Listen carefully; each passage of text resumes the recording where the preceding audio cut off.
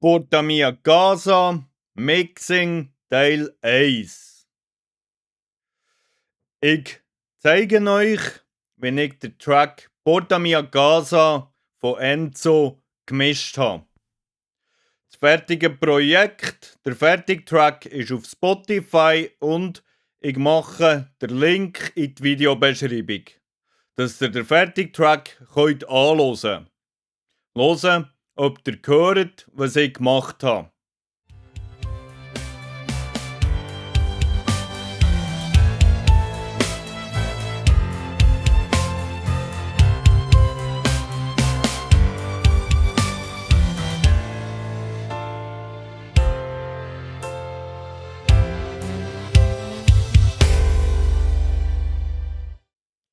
Das, was ich gemacht habe beim Mischen, ist sicher nicht der richtige Weg. Aber ich probiere euch zu zeigen, was ich gemacht habe, probiere meine Überlegungen mitzuteilen, wieso dass ich etwas gemacht habe, in der Hoffnung, dass man nachvollziehen kann, wieso dass ich Entscheidungen getroffen habe. Und vielleicht auch somit helfen, eigene Entscheidungen in eigenen Mixes oder Techniken zu sehen, zu verstehen und selber anzuwenden. Ich habe diesen Track gemischt und das Master gemacht. Ich habe die Files bekommen, ich habe den Track also nicht produziert und ich habe auch die Aufnahmen nicht gemacht.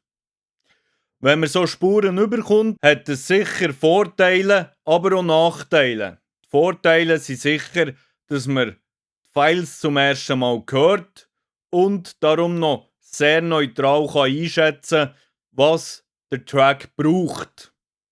Der Nachteil ist, dass man keinen Einfluss nehmen kann auf die Aufnahme oder auf das Arrangement. Ich persönlich fange beim Mischen eigentlich immer mit dem Schlagzeug an. Nehme dann den Bass dazu, dann die Vocals. Zuerst die Lead Vocals und dann die Backing Vocals. Am Schluss dann noch die Harmonie und die Melodie-Instrument. Das heisst aber auch nicht, dass die Reihenfolge in Stein gemeisselt ist. In einem ersten Schritt tue ich dann sicher immer mal die Spuren sortieren. Etwa so, wenn ich sie mische. Also zuerst Schlagzeug, Wichtigkeit nachher, Kick, Snare und so weiter, dann der Bass. Und so, dass ich mich etwa zurechtfinde und intuitiv die Spuren finde. Wir fangen jetzt mal an, das anzuhören. Das Schlagzeug.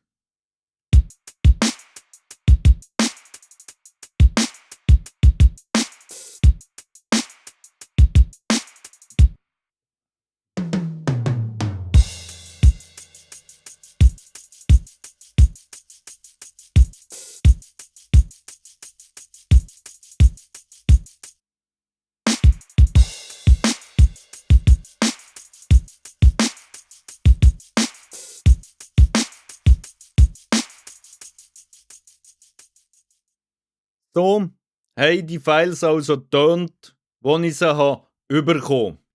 Schlussendlich mache ich das Drum eigentlich immer in einer Gruppe. Wie auch jetzt bei diesem Projekt. Die gehen alle zusammen in eine Gruppe. Ich zeige als erstes die Gruppe Drum. Alle meine Schlagzeugelemente gehen in die Gruppe. Als erstes habe ich in die Gruppe einen SSL Bass Compressor geladen.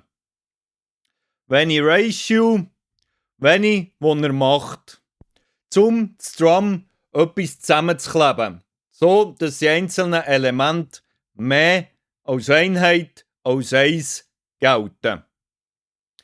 Als zweites habe ich auf dieser Gruppe einen Pultec EQ geladen. Ein bisschen im Low-End boostet und ein bisschen im High-End boostet.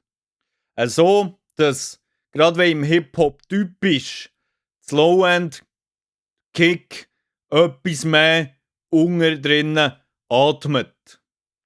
Ich werde es zeigen, was jetzt nur in dieser Gruppe passiert.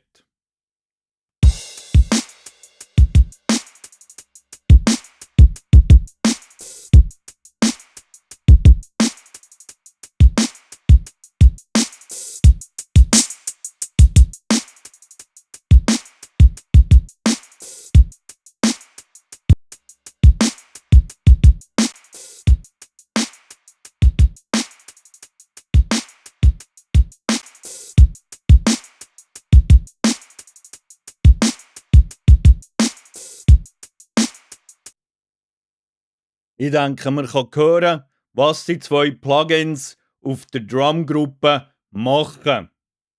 Denn die einzelnen Elemente von dem Schlagzeug. Sicher wichtig, die Lautstärke. Bei Kick habe ich nichts gemacht auf der einzelnen Spur. Die haben mir so gefallen.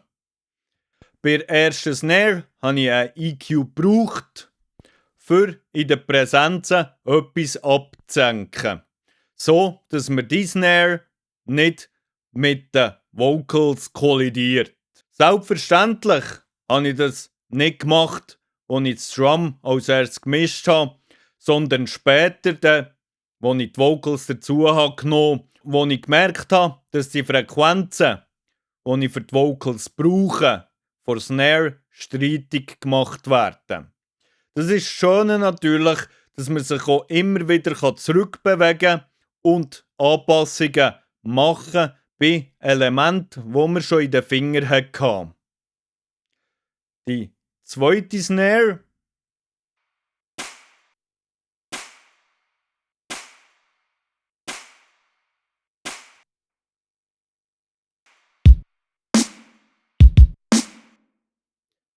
nach Toms.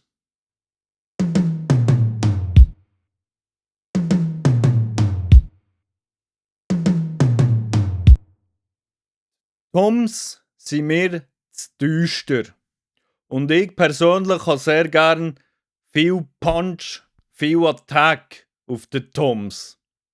Ich habe sie als erstes gecued oder in den Präsenzen etwas rausgenommen, sodass sie nicht mit der Stimme kollidieren. Das Low-End weggemacht, das, was wir nicht brauchen, dass es nicht das Low-End vollmüllt. Dann habe ich den DBX-Kompressor genommen. Der macht schon auch gut Punch auf das Signal, das reingeht. Mit einer relativ zahmen Ratio von 2:1. Und dann noch der Evolution Shaper für Transienten anzuheben. Wir hören es nochmal. Mit diesen Plugins und ohne.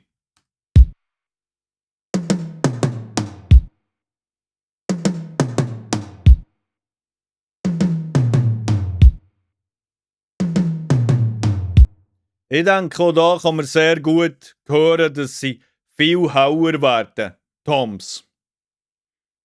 Dann das Hi-Hat dazu genommen. Das habe ich links raus gemacht. Das Hi-Hat 2 habe ich rechts raus gemacht, etwa halb.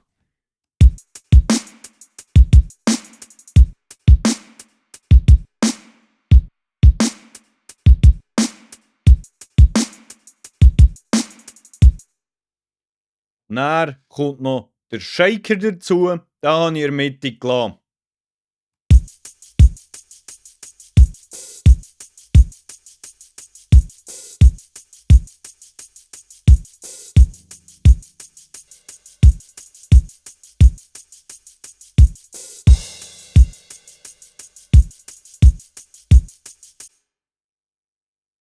Dann kommt noch ein Crashback.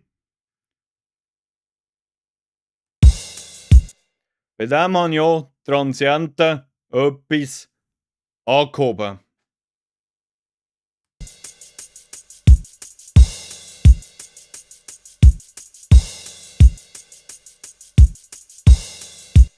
So, dass das Becken etwas mehr Attack hat.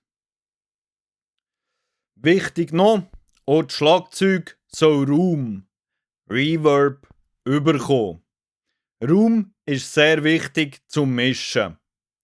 Wir können sehr viele Informationen über die Raumanteile mitgeben.